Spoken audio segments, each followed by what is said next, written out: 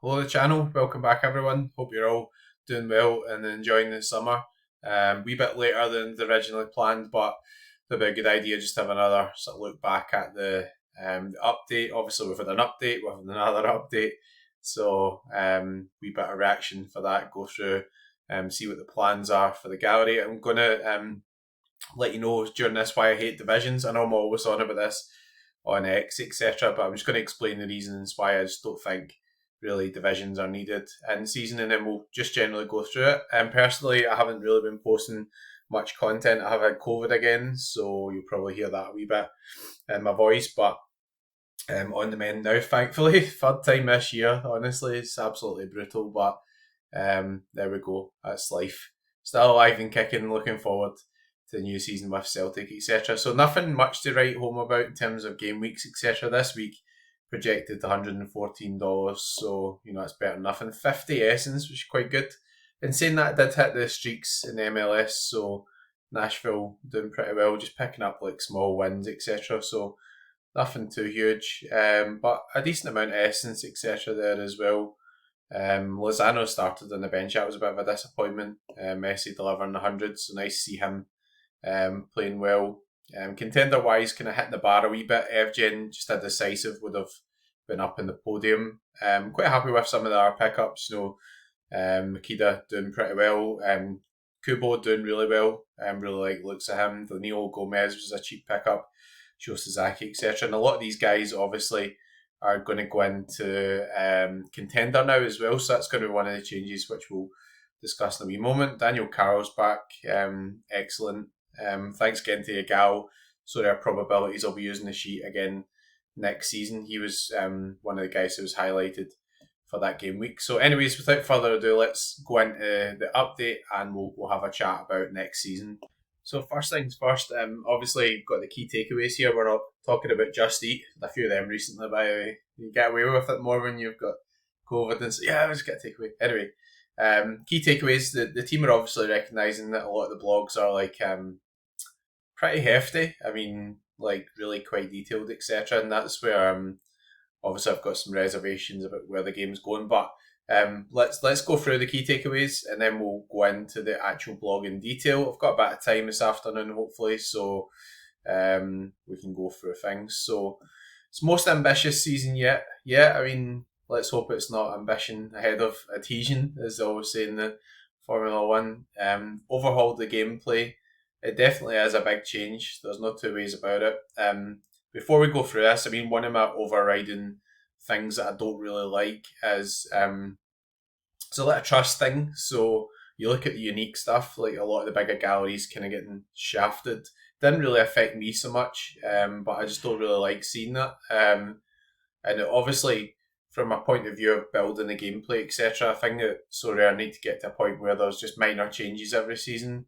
I actually think if they'd have stuck with some of the things they implemented in January, they would have worked as well. But Sorare felt that they need to go for the major overhaul. Not got a good reputation at the moment. I mean, you see a lot of even the major users coming on, guys who are really respected in the community saying, well, yeah, I mean, you're going to buy this unique and it's supposed to be an in-season super rare, but it'll be changed by next season, and that's part of the issue or the feeling just now. So, yeah, that's my overall sort of thoughts on like the future of the game. We've covered before where Sorare came from, all that type of stuff, but let's just give some attention to the actual update. So, new competition structure. We've got 7 leagues have got their own dedicated competition. We've got League One joining. That's really good.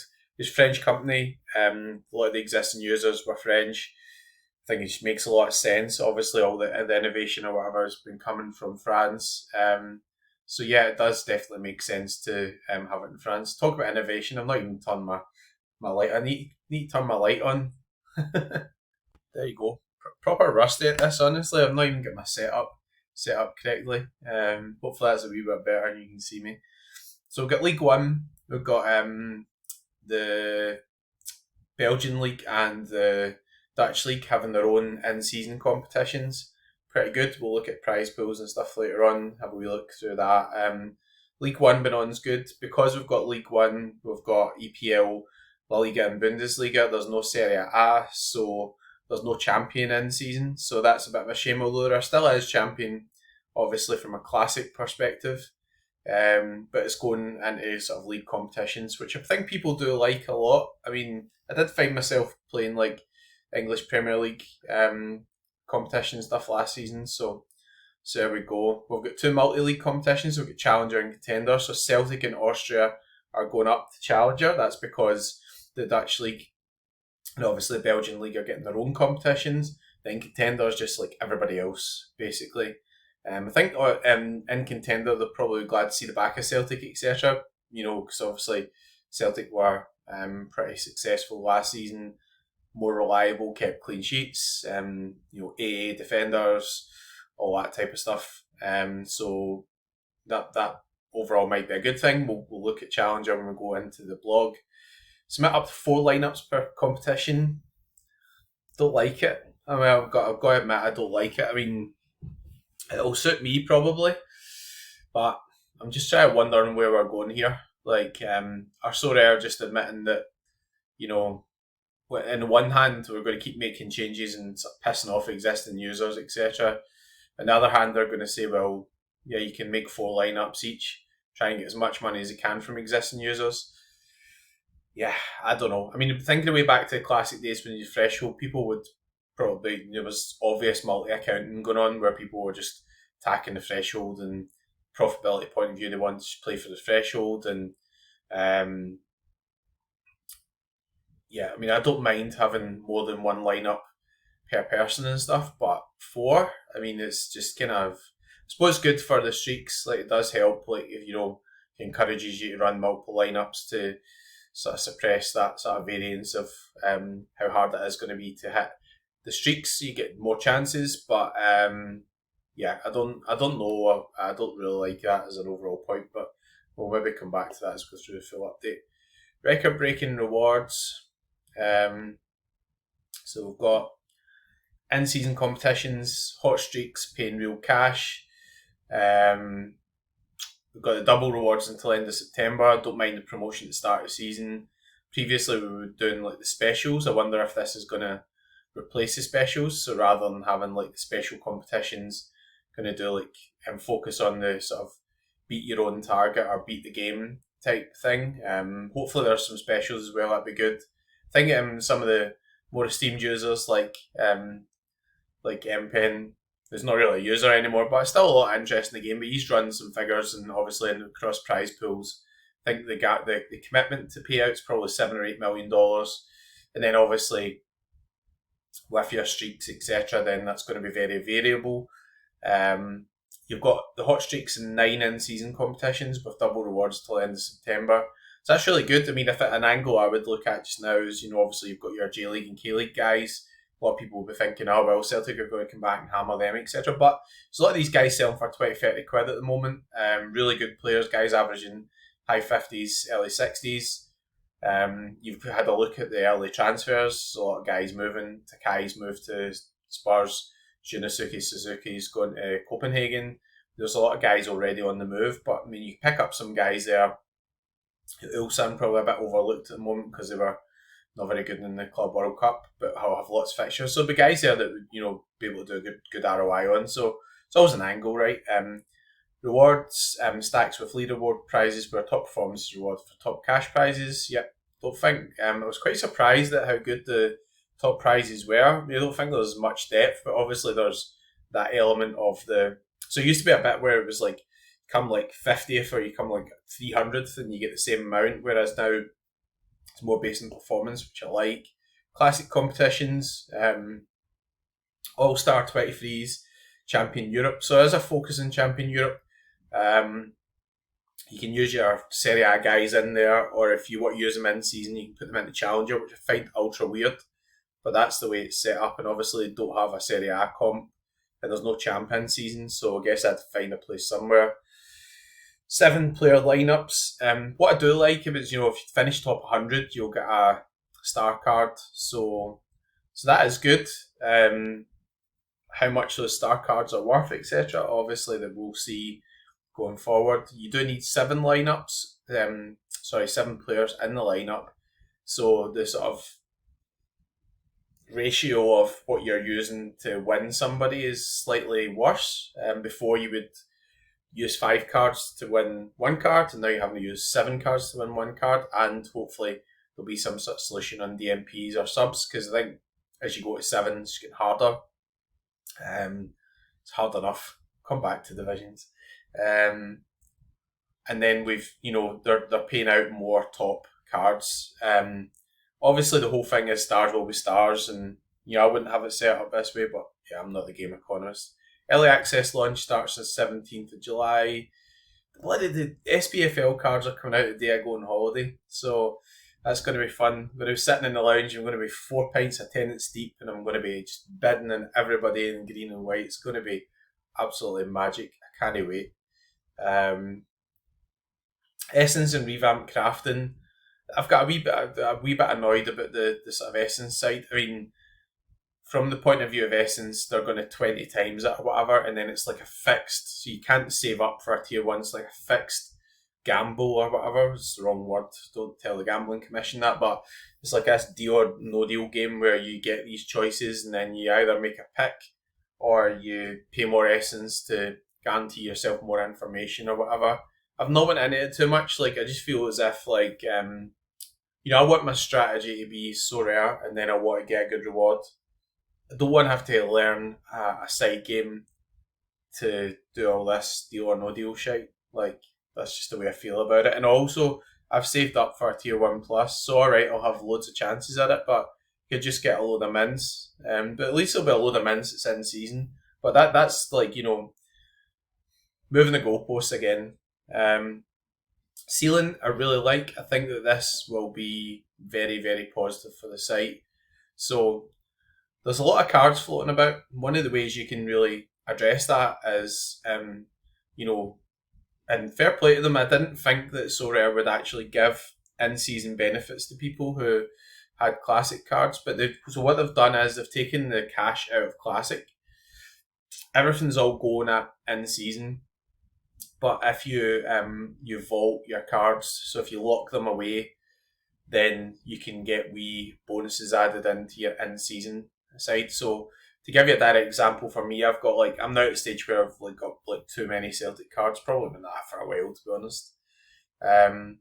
So I don't always not always able to play them. So obviously 4 in-season does help because I can run an additional lineup. But then sometimes I'll collect other cards from the same league, not quite the same, obviously, this season because J&K League have put in Contender and Celtic are Challenger. But basically, I'll be able to sort of say, well, some of my maxed out champion type cards, Carter Vickers things, will just lock him away. I'll still be able to run some other Carter Vicker cards who will have similar card levels, and I'll be able to boost my in-season rewards. So I think that's good. I mean, I've already seen a lot of people sending me quite low offers for certain cards. I think there's other advantages as well. Like, it's not a massive thing, but it kind of softens the blow. That guy goes to Saudi or whatever. Yeah, you can vault him or lock him away for a couple of years. Hopefully, he'll come back. John Duran, Viega, coming back to Porto, Gabriel Vega, that type of stuff. Just if a card retires, don't want to talk about Diogo Jota. That's tragic. But you know what I mean? Like, if something untoward happens, then you can put those cards into your vault, and it helps you with your in-season game. So I think that is one of the best ideas. I know it's been in MLB. I didn't play that, so I think it's good. Arena is now permanent. Again, I do like the arena. I think that the arena is really quite important for Classic. Quite clever from Sorare's point of view. I mean, I'm just going to be completely blunt here. It doesn't add anything in terms of rewards. So you're staking against each other, but you're staking in-game essence or in-game currency. So it's not an in-game currency, but it kind of is. It's like card shards or whatever. You can enter your deal or no deal. But, I think that there has to be an in-game economy, and, playing other games, etc. is always an in-game economy. The idea originally was it would be Ethereum. Maybe we would have been better off sticking with that, but obviously this is the way it's went. For Arena, having some usage for cards is obviously really important, Obviously, you can do some other clever stuff, like you can do late entry, you can have different types of arena, you can have capped, uncapped, all that type of stuff. So that all makes sense. Scoring tweaks, I do like the the stuff -5 per goal per goalkeeper, but not having negative decisive for 3 or more makes a lot of sense. Like to change the penalties. Then we're going to go into the deep dive. So those are the headlines. Overall feeling about it, I think kind of pretty positive overall. In terms of the actual update, positive. In terms of like the amount of changes we're having, the amount that it's annoying people in terms of those changes, the amount that's unsettling people, the amount that people just say, "Oh, it's getting too complicated for me." That's a real negative. I mean, there's a lot of people who've been around in the game for a while just saying, "Oh, I'm just not going back in next season now." Maybe they will get drawn in. Who knows? Maybe they will get drawn back in. Maybe they'll sell up. Maybe they'll spend their money in season, etc. But it's one of those, isn't it? Like where every season Sorare are kind of banking on people buying in.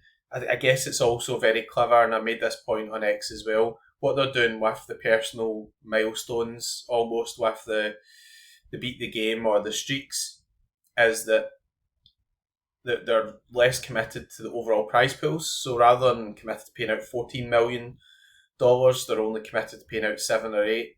And the rest they'll only pay out if people achieve those things. So if people don't come, then they'll have to pay them out. And if they do fixed prize pools, the disadvantage is that they have to pay those out. So if it becomes really soft competition, still have to pay them out, even if it's not really a winning proposition for them. So clever, but the site being clever doesn't always equate to what the user wants. Let's go into the full sort of deep dive and things.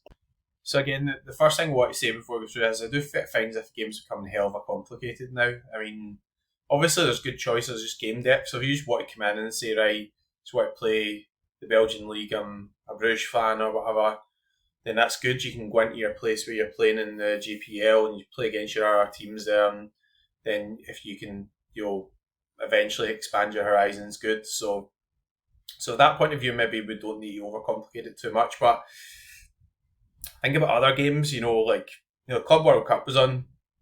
Did I want to go and buy some of these cards for Club World Cup? I just stuck a tenner in fan team and just had a bit of fun on that. I didn't have to own any cards. Every week got to make some changes. Didn't have to think about later on who's going to be moving in the summer, all that type of stuff. So yeah, I mean, sorry, I need to get be careful I don't move too far away from the concept of card ownership, etc. Otherwise, there'll be other stuff that will come along that will just cause issues. So look at this. I mean, this is like a thesaurus or something. It's just is that the right word? I mean, there's links to everything. There's look at all these different links and everything we've got. It's what do you call it? It's like in a book where you go to the back and you just go back through the book. So this big book of Sorare or whatever. So I know it's got to be detailed and stuff, but can we not just get a freaking window where things don't change immeasurably? Just let people actually devise a strategy and get used to it. So in-season competition structure, League One's good. More league specific stuff. I do think that general feedback is that people like that. So okay, there's not an SPFL one. I don't think that actually, in all honesty, SPFL one's needed. I would love personally to have an SPFL one, but I don't think there's enough interest out with that. I mean, I think Celtic and Rangers, people were buying Celtic and Rangers cards because they're in Europe, they're dominant teams.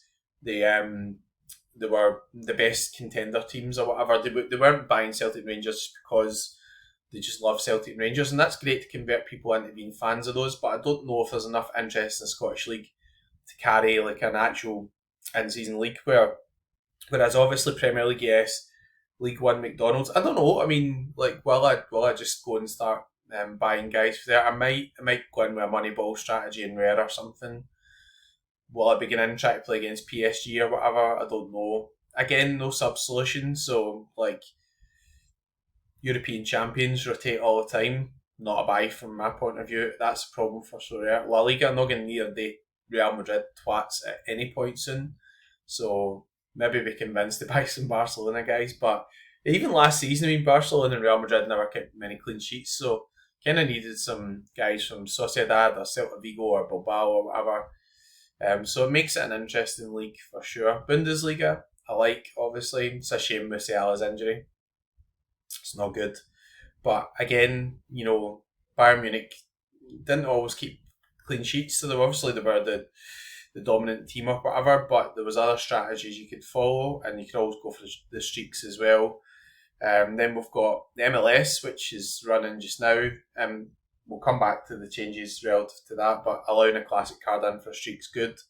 Then obviously we've got the Belgian League and the Dutch League. I think the Dutch League will be really good this season. Come back to that in the prize pools and changes. So we've got Challenger, we've got Contender.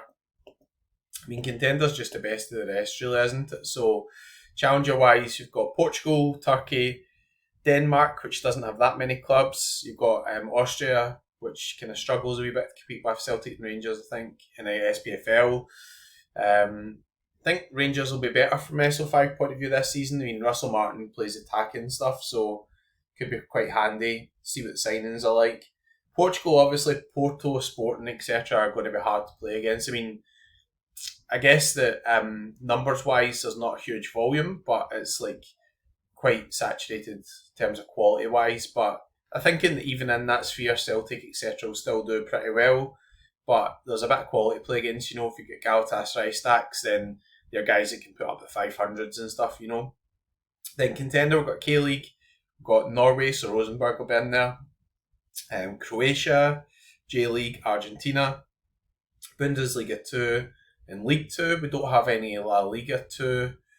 I think in season wise, so Championship in England is going to be getting into Contender as well, but that's for Classic. So what that means is if you get a guy who goes down to Championship in England, then you'll use them as a Contender in season card. So look out for wee nuances like that. You can still use your Chinese League guys or whatever in there. Again, not what I'd be seen as moaning quite a lot, but this just changes the whole strategy of my gallery, right? I've got guys like Felipe Silva who I like to put in with Celtic or my summer guys or whatever, and now Celtic have been moved to Challenger. So just wish if we could just try not to change it every year, that would be good.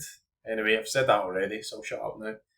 In terms of the makeup of that, I don't mind so much. And then, as I said, Contender is very much just everything else, basically. So that's the full in-season structure.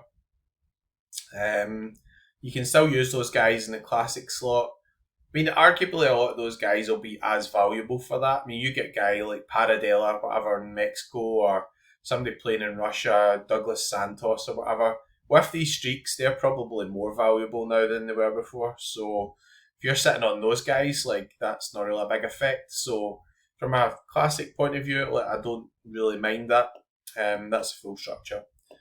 Update with Serie A, that is a bit of a shame on Serie A. I mean, what I find weird about this fact that they're just in the one hand, they're in this classic champion sphere, and then the next hand, you're like, oh yeah, well, I'm just going to run Sommer with Celtic, because why? Anyway, I sold my Sommer, but it just seems weird to me. I get why they've done it, and I also get why they haven't actually done the deal yet because of this sort of issue with having to sell in bundles. So let's not say too much more about it, but I just find that whole scenario a wee bit weird. Division battles, good. I mean, obviously, we've got the early access launch calendar here, and then we're going to have division battles, which will start at a certain point. I think that's a natural way to sort things out. So let's talk about divisions while we're here, actually. I hate divisions. I just hate them. So sorry about that. I'm just gonna go through why. So yeah, in terms of divisions, so you play every week, and then you get relegated based on one performance. So you could be going with Celtic. You could be doing well every week. Celtic are say away against Rangers, and it's going to be a tough game. And but you still want to play your stacks. You don't want to give up the chance that Celtic might get a really good result at Ibrox, which hasn't happened recently. But then you get relegated, and then it sort of ruins your next weekend because it restricts your ultimate potential in terms of what you can win for the top prizes. Personally, I want to play for the top prizes. So in terms of new users coming in. So say somebody comes in like September or whatever, they've got to start in the bottom division. So I remember a really specific example last season where there was divisions and I seen a fixture. I thought these guys at Limited in the MLS are actually quite reasonable price now. I'd quite like to get a Philadelphia stack. I think they were playing the Revs at home. Revs were rotten. I thought it's not worth buying that to play in Division 3 because I wanted to buy for that fixture. So it's taken away like that sort of fixture specific planning because a lot of those guys, those teams that are a bit lower down, think of the EPL, English Premier League, it might be like, Southampton's a plum draw. So all of a sudden you want to get a Wolves stack. And I think a Wolves stack did win D1 at one point, so fair play to that person. But yeah, I mean, the majority of the time, Wolves stacks are going to be like in the lower reaches, which just means that you can't win the top prizes, which is a bit rubbish. In terms of the prize pool distribution, well, I mean, like imagine you just put everything in together and enhance the top prizes again. The prize pool is already pretty good, which we'll come back to. But this thought of, are we playing the lower leagues and stuff like that? I just don't get it. I mean, if you think about real life, right? You look at the pyramid structure in England or whatever, and say look at Wrexham, right? So Wrexham were non-league, they get into the league, they had more money, and inevitably they were up the top of the league, and then they got promoted, right? So that's a real life promotion and relegation. But Wrexham weren't hiring Vinicius Junior and Mbappe, right? So say somebody comes in a bit late or they want to move. So say they've spent their budget, they've got like money to spend, and then they say I want to play La Liga or whatever. Yeah, I've got money for my limited Mbappe and stuff. I'm going to go and buy them, but I've missed this original bit where the divisions are. They've got to start in Division 3. Why? Why exactly? Why would you want to buy an Mbappe to start in Division 3? Oh, you'll get promoted, but so what? So you get a great result and then you don't really get paid anything significant for it just because Sorare have humped you into Division 3. There's been other things that happening, last season as well, with like a Liverpool game cancelled, there was games off for fog, people having babies, news after. It might even not be as bad having divisions if you've actually got a solution for DMPs. But without the DMP solution, it's just horrendous. Because mostly the reason why you get relegated is because something really unusual happens, and that unusual thing that happens is normally like a DMP. Somebody falls out with the coach, whatever, and it feels like a double punishment. I mean, like I used to really enjoy playing midweek, and I hate midweeks now because what happens is midweek, obviously, promotion relegation is done in percentages. So say like there's only 100 people in midweek or whatever, but you don't have strong offerings, but that was just another chance to win something. But then you just get demoted and you're in Division 2 for the weekend and you can't win any of the stars. It's just shit. I mean, I just don't like it at all. I really don't like it. I know that other people give their reasons why they like divisions, but if I was to set up divisions, what I would do is have like a free-for-all. So I have one or two entries into the unlimited cap competition. Sorry, uncapped competition. So you have like your top division, your top prizes. You can do whatever you want. You play whoever you want. If you want to play your Wolves stack, you play your Wolves stack, whatever. Then below that, if you're having divisions, don't bother with promotion and relegation, but have like a cap. So have a 260 or whatever. This thing where now we've got a cap 260 in with the same competition that's getting a boost, just awful. Just hate it. So some people will look at it and go, yeah, but that's good for me and helps me compete and everything. But people should compete in a level playing field. So take you back to Wrexham example. Okay, Wrexham were getting up and everything and all that sort of stuff. But when you start at the bottom, they still had players who were like at that general level. So and they were playing against each other. So what's the problem with Sorare just now? Anything tier 2 and below is completely and utterly trash, worthless. Why? Because there's no competition to play against each other in. If you had like the lowest division was a cap 220, then you had a cap 240 or 250. Then you had like the unlimited division, or maybe even limited wise, you could probably have 3 caps.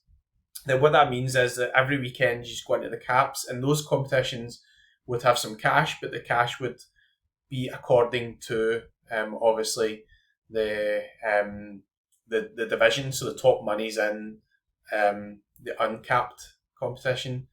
I guess sorry, I kind of a wee bit going at it with this stuff with streaks, but streaks just comes across to me as like something that entices you. It's like a football accumulator entices you in. Yes, I'm going to get those 5 teams. They're all going to win. Yeah, 5 homes, 1 to 2 on. Yes, 20 quid on that. You look at it later on, you've had one win out of 5 or whatever. That's the way it's coming across to me. But there we go. And I've explained to you why I don't like divisions. I'm not going to change my mind on that. I'm going to be focusing most of the efforts on Super Rare this season. I just find it so refreshing that you can enter a Super Rare team. You can even take a punt on a team. You can have a kind of punty lineup. You can have somebody who's a bit of a risk to start. It doesn't ruin the next weekend. The next weekend you can just enter again. Whereas I think in divisions sometimes you've kind of got to go for the safe pick. Oh, I don't want to get relegated. It's just rubbish, honestly. Anyway, on to the early access launch calendar. I'm going on holiday 21st of July. That is going to be magic.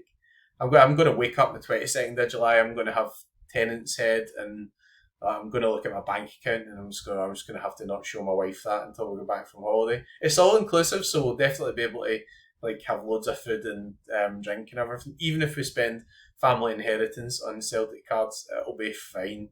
We've got Denmark. Austrian Bundesliga, interesting. Will Salzburg make a bit of a comeback? I mean, they were pretty rubbish, weren't they? Last season, not very good.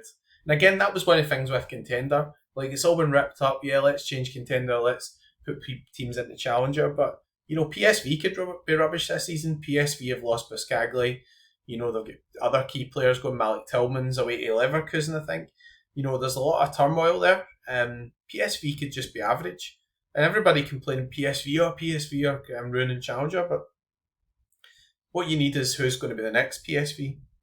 Maybe be Porto with Farioli. Got 24th, we've got Croatia, Bundesliga 2, League 2. Interesting. Then we've got Turkey and Portugal, which will be Challenger.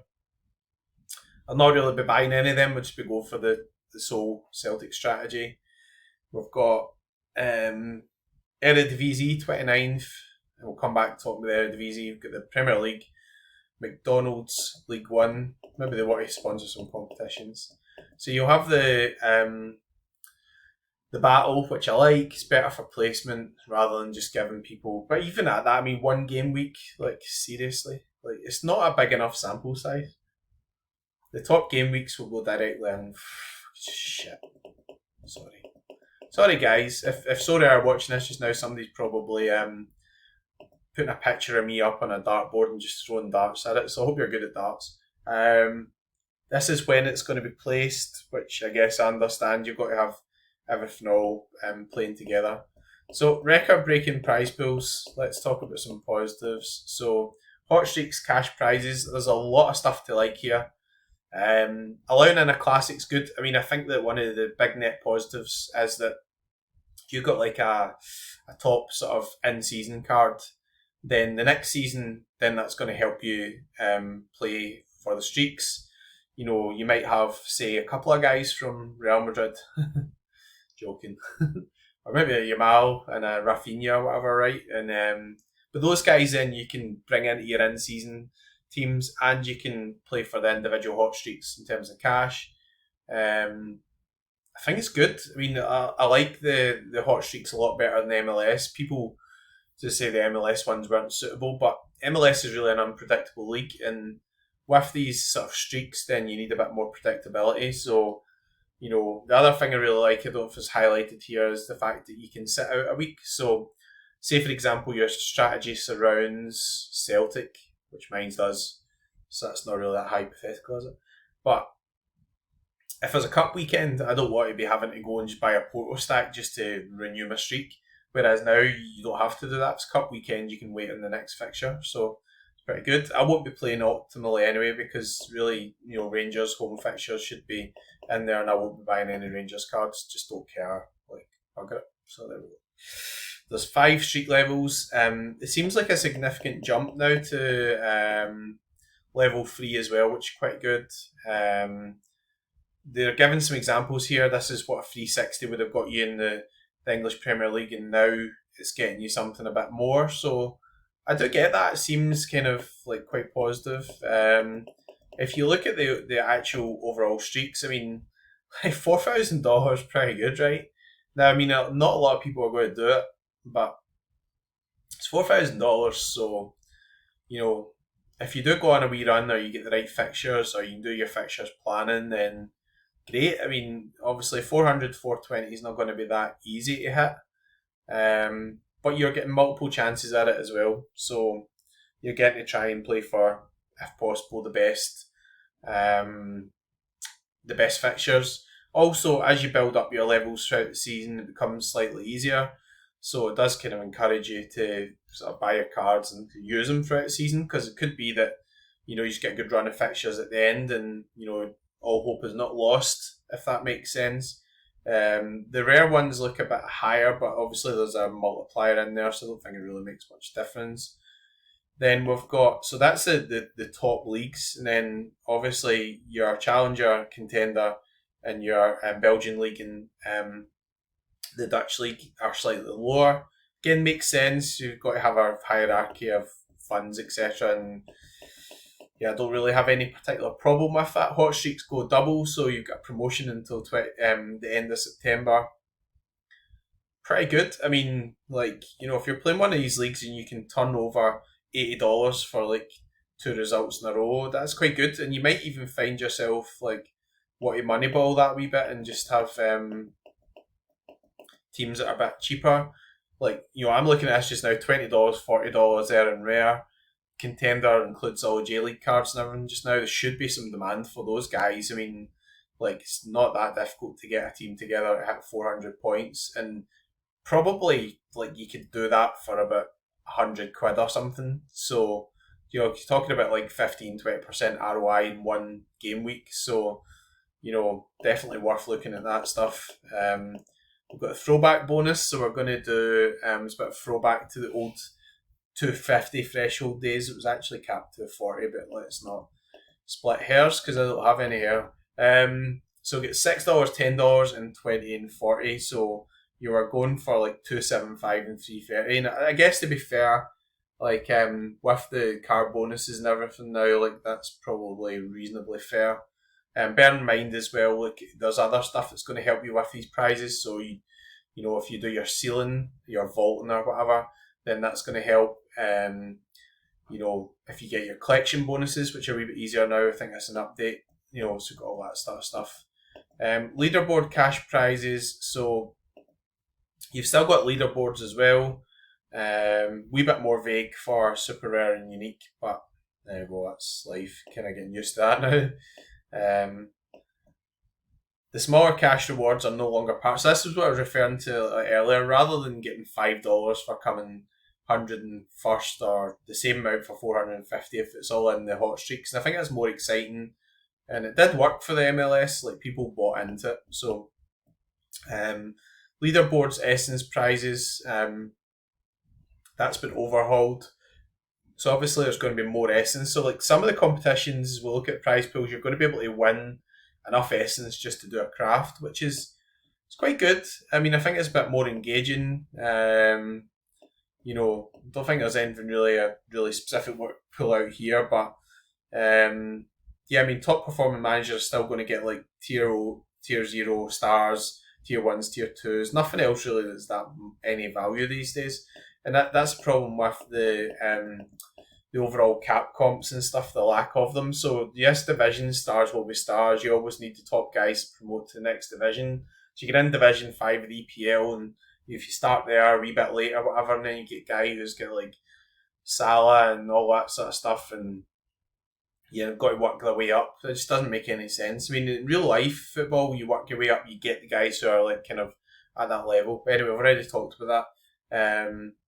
So to make the ceiling bonuses easier to calculate, everything's been 20x, so I don't really care about that. It's fine. So prize pools. $2,500 for first in Premier League is really good. I mean,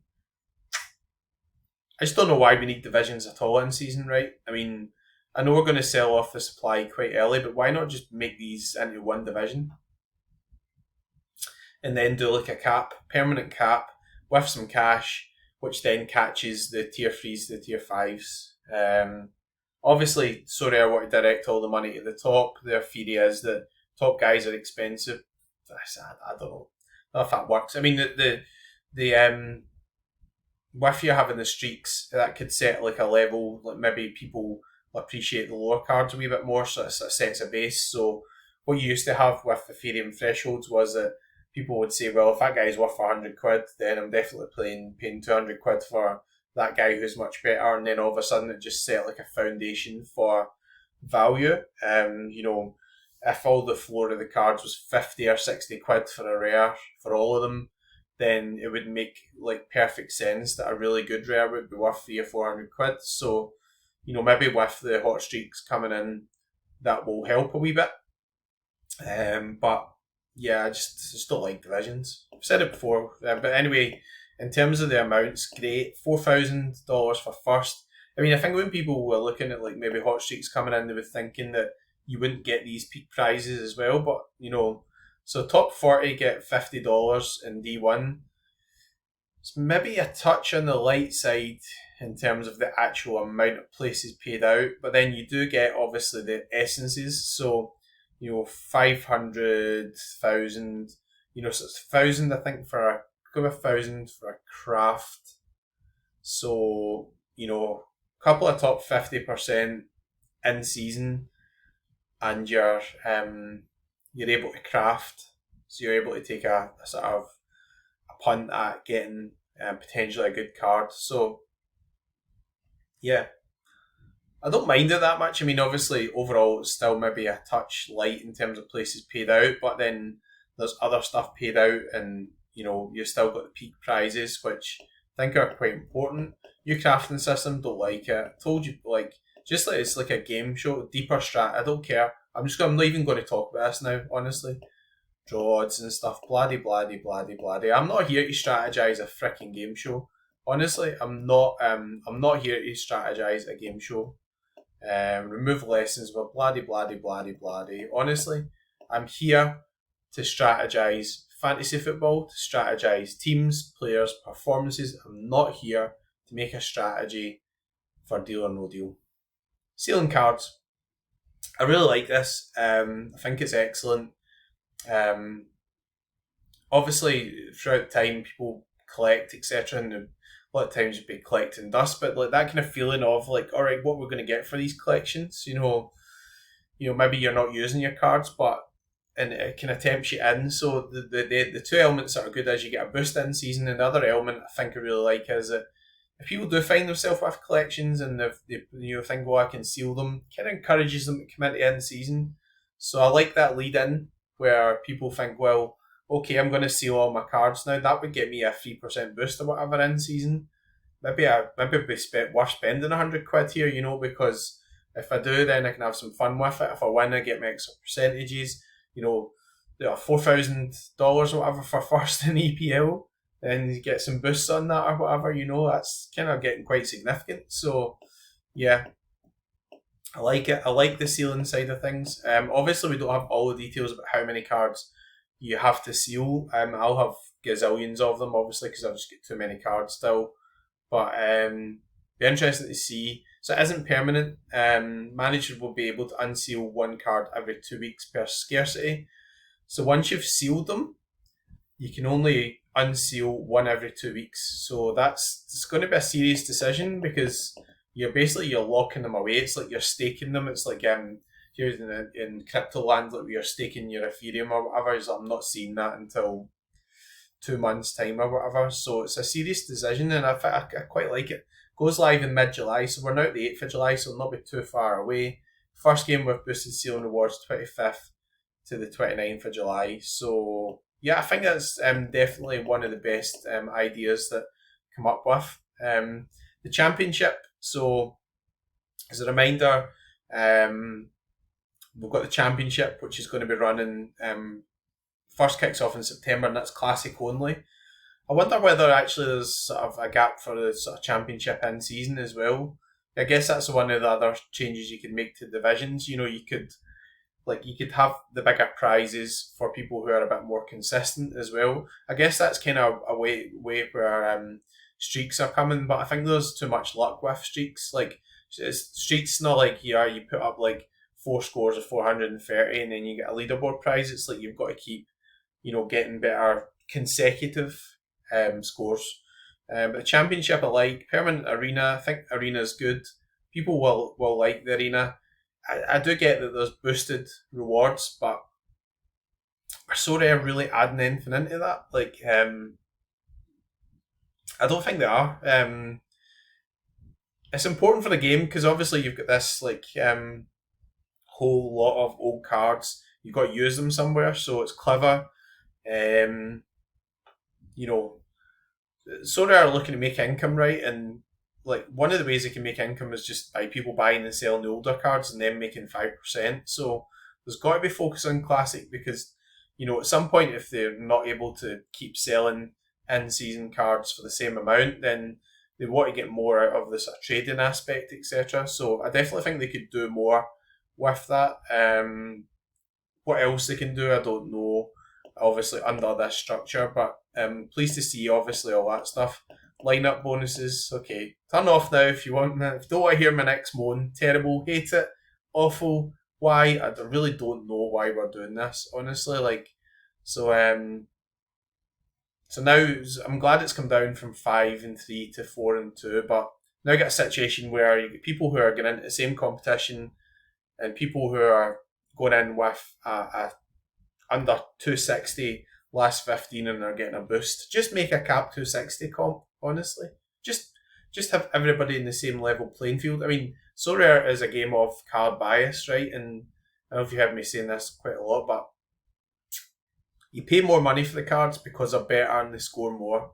And that's why you pay more money for them. That and popularity or whatever, or it's your favourite team. But generally speaking, if you look at Sorare, people pay more for cards, score better. So obviously they'll try to give a boost to these alternate lineups and favour in some way people being clever. Nah, not for me. Sorry. The game's getting too complicated. How do you explain all this to somebody coming in? Yeah, so what, join Sorare? Yeah, no problem. Yeah. You ready for a 2-hour seminar? Yeah, so bring some coffee. Anyway, scoring matrix changes. 3 goals conceded. That was one of the most daft things in the matrix. I'm glad that's going. -5 instead of 3 makes a lot of sense because then there's a weighting for every goal conceded. So you concede 2 goals, you're a -10. I think that's much better. Penalty 1. I think I missed a bit here on penalty 1. I mean, as far as I know, if a defender concedes a penalty, then they still get a negative decisive even though it's missed. So I think they should have addressed that. But for penalty 1, you still get the plus 3 points, etc. for a big chance created, which means that if the penalty's not scored, you still score what you would have anyway, but they've not addressed defenders. So I think that's a wee bit of a miss, but I like both of those changes. Collection bonus update. I like this as an update. I think that this will help Classic as well, because if you're going back to collect old collections, then having a plus 20 after 30 days is miles better. Because it just took forever and it just wasn't really worth doing it, right? Plus, obviously, from an in-season point of view, probably hampers me in season because from an in-season perspective, I've always usually got the cash available to buy the whole collection. So I've got if people need to wait 90 days to catch up, then that's better for me. Whereas this is probably better for everybody else. So I'll adapt as what it is. Promotion and relegation dynamics, not talking about promotion and relegation shit. Hate divisions, rubbish. Classic lineup formation. So I think there was a mention here of terms of SO7 having a DMP solution. A DMP solution is essential. In fact, I think that actually it should be for everything. I spoke to 2 people last week and they said, I'm not coming back with divisions. Just not coming back, just don't like divisions. So I know that there's sometimes people who do like divisions, but there's far, far, far more people who don't like divisions than do. I do get the other arguments. Yeah, it creates another podium and other winners, but yeah, it also creates resentment. The guy who finishes in Division 2 and gets 510, and then Division 1 gets 500, and that guy's walking away with $4,000, and that guy's walking away with $800. Garbage.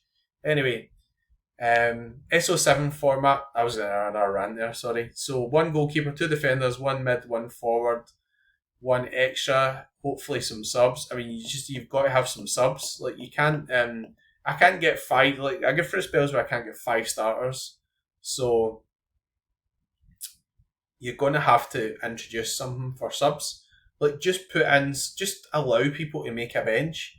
Like, you talk about this barrier of entry thing and everything, but you're already asking for seven. A lot of the limited cards in classic format are like €1,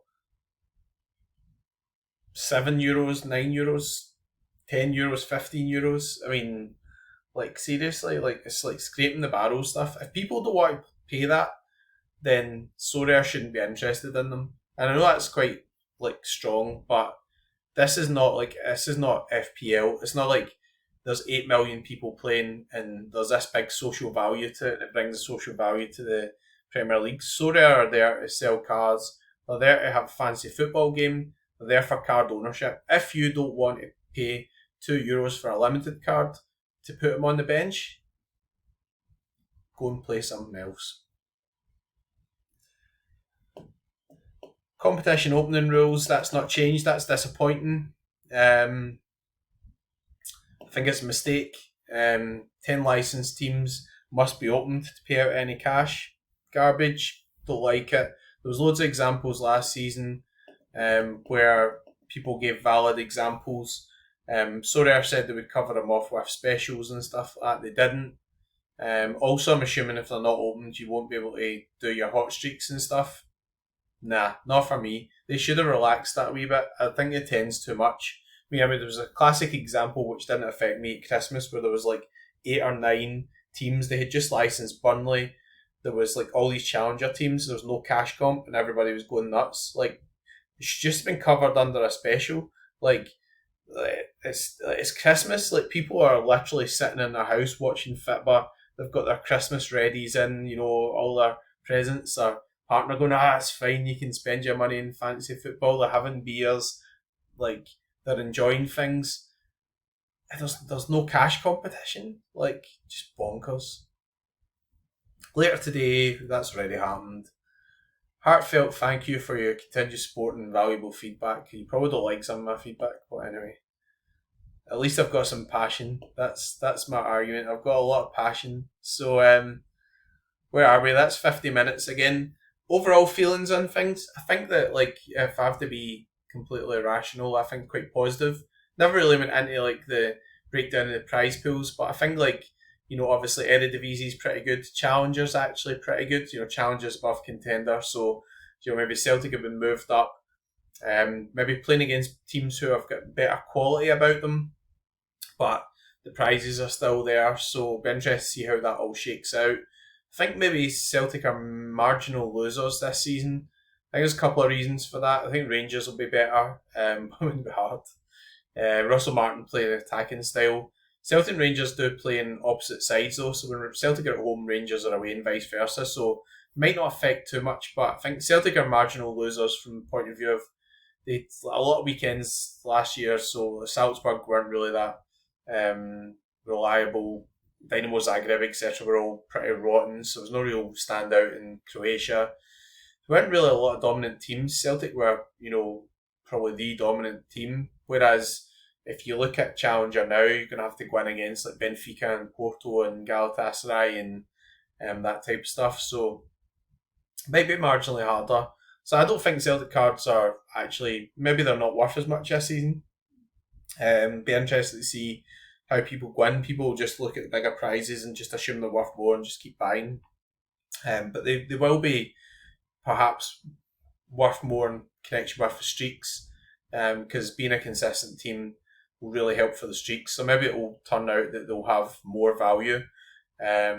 So Challenger, Eredivisie is pretty good.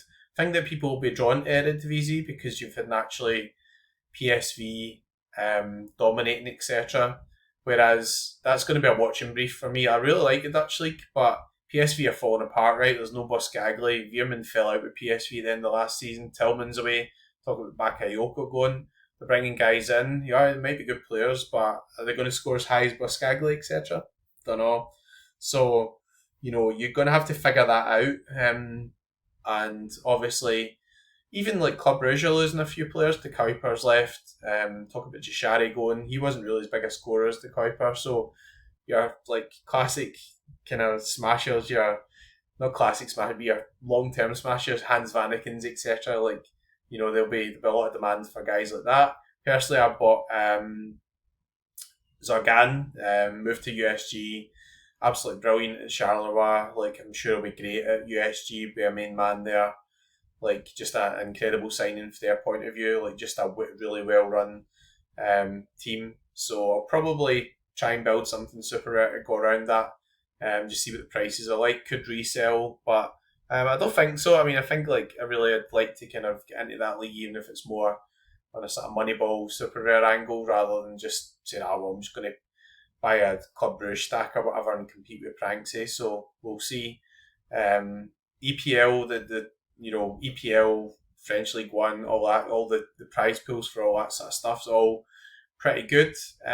Looks quite headliney and stuff like that. I'll be interested to see how it actually plays out. But I think that people, when they're playing the streaks, if they're engaged in those streaks or whatever, then that'll probably keep them going, if that makes sense. The main detractions there, too many changes, too complex.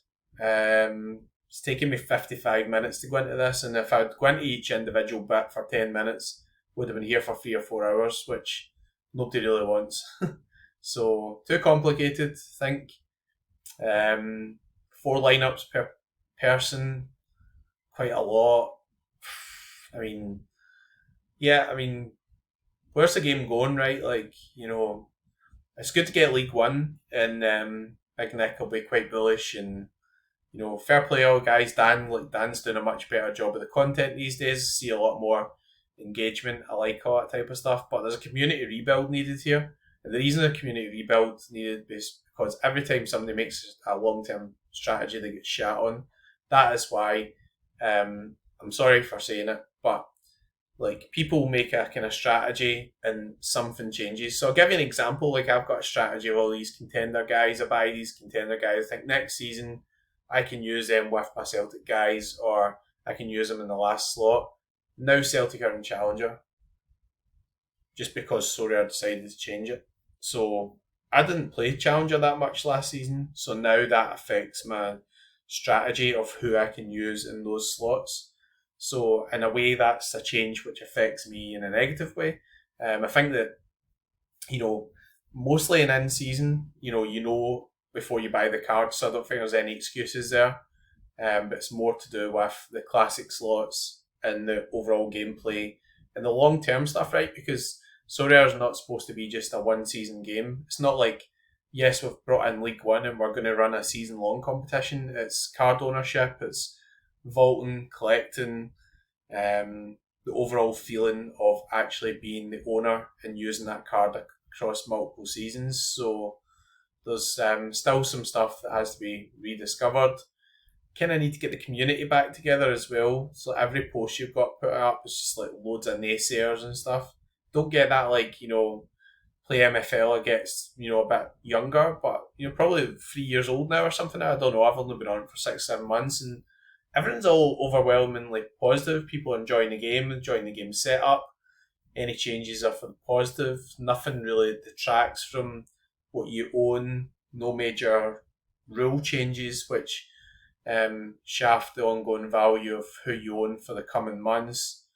You kind of get what you're told you're going to get, and Sorare need to deliver that. Sorare need to deliver an experience where people can, going into next season, get a handle on what's good to do, what's not good to do, what their strategy is, where their cards are going to play from previous seasons, and encourage their mates to sign up or whatever, or say this is good or I can help you with that. Can't have a big hard reset every season. It's just not going to work. So flip side, like what are the positives from that? Classic needed to change. So there's been a lot of innovation. Arena's good. It's good for Sorare. It's not added rewards or anything, but it's good because it gives some usage to cards. So users are paying for it with their essence, right? Like that's a harsh reality of the arena. And we've got these other things which are really good. I'm quite surprised that this vaulting thing actually delivers more money in season. Fair play to Sorare on that. I think that when everybody was talking about card burners and stuff, they would say we'll never give you anything of value or whatever. So obviously you've still got to spend money to get that value, but you're still getting some sort of value out of it. So if you had your Celtic cards and you wanted to buy in season next season because they're doing very well, and you managed to put a few in the vault and you get an extra percent for every result you get, then you're quite happy with that, right? So it's nothing like that mad, but if you've got a lot of cards, then it's a couple of percent over the course of the seasons can be significant if you get a few results. Not really touched so much on super rare and unique, so obviously it's a bit of a weird one. I did say at the start I was a bit disappointed at the lack of loyalty for people. Could be some real opportunity there in the season. How's this going to go down for me? Well, I mean, I'm going to have to play against Pranksy, so that's not really so good. But that's if assuming Pranksy continues to spend at the rate the previous season. So maybe he'll just say, well, just doing EPL this season, I'm not buying Portal cards. I'm not. Maybe he's buying Club Brugge, but I'll not be playing Club Brugge because I'll be in Challenger. So there's loads of variables and stuff there, and I think I'm just going to have to sit with those pints of tenants in the 21st and see how the auctions are going, and just I'll probably get some sort of FOMO in terms of buying some Celtic cards or whatever, but that's my own sort of personal choice, my own team, and I'm glad that Celtic are back as well. So I'll be around. I'll be spending something. How much? We'll see. We'll see how much I win. I'm not really winning as much at the moment, but that's quite natural. It's quite quiet game weeks, etc. But still giving it a good go. Still been buying some cards, etc. as well. So I hope everybody enjoyed that. I know I've been rambling on for about an hour. Where's Sorare going? I don't think it's going anywhere, to be honest. I don't think it's going anywhere. I think that a lot of this stuff that's been done is quite good for general sustainability, but I think that the big challenge is going to be keeping the community on side, but more so not just keeping the community on side, getting the community again to produce people coming into the game as part of the natural sort of growth of the game. So, and instead of people going out the door, people staying and bringing some people in the door. That's what we need, right? We need people to be sticking around and saying to their brother or their mates or whatever, it's a great game, or being an advocate for the game again, not just I'm selling up, this is terrible, there's another change, it's too complex now.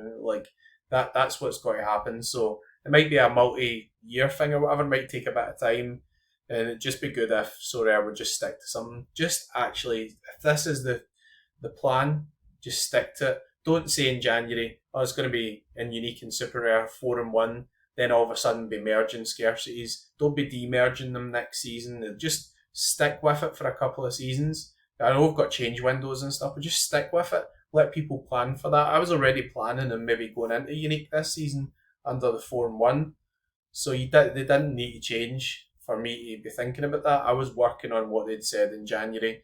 I was working to that, thinking that it shouldn't change immeasurably again, and it has. It's just been ripped up. So if this is the way that is to be, let's try and run with it for a few seasons. Anyway, thanks again for watching. We'll hopefully get some lineup videos and everything out at some point soon. There's not been anything that huge, but as we get to the streaks coming out, we get to the new competition, we're buying new cards, you'll get this 23 days to this exciting box opens up, which is full of goodies, hopefully. Then we'll have some better videos. I'm going to go on my holiday. I'm going to drink loads of tenants, buy loads of cards, fall out with my wife about how much money I've spent, and then dive into the pool and then have another cocktail. Sounds magic, doesn't it? That's going to be a great week. And anyway, I do appreciate everybody watching again. Thanks very much. Got to this point. We'll end in the customary fashion anyway. Good luck and go fuck.